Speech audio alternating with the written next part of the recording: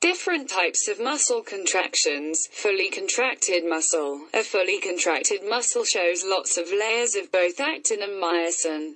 Due to this, it causes less potential for cross bridges to form again, so therefore this means due to this, it also affects the force production from that specific muscle, partially contracted muscle.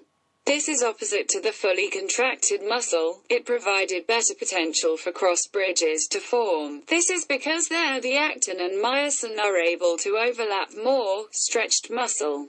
A stretched muscle is where the I bands and H bands are elongated. The reason for this is because of less overlapping of the myosin and actin filaments.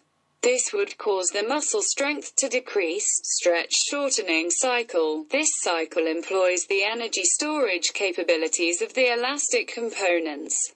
Also stimulation of the stretch reflex to a maximal increase in muscle recruitment. Phase 1. The first phase is eccentric phase, which includes the preloading stage.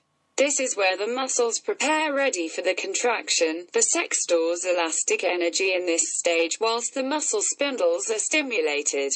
During this stage the muscle spindles are stretched to send a signal to the spinal cord. Without that signal being sent, it wouldn't allow the muscle to contract ready to jump. The eccentric movement is shown from the time the individual touches the floor with their foot to the bottom of the movement is the eccentric phase. Phase 2. The second phase is the time between the eccentric and concentric phases. This phase is the time from the end of the eccentric phase to the start of the concentric muscle action. During this phase, there is a delay which occurs between the eccentric and concentric muscle actions. The reason for this is because the nerves send a signal to the muscle group. It is important during this phase the SSC isn't long. If the phase lasts long, the energy stored during the first stage will dissipate as heat.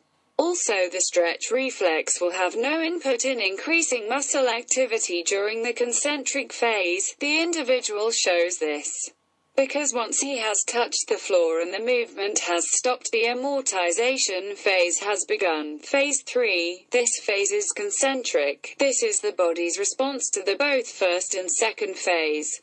The energy which was stored in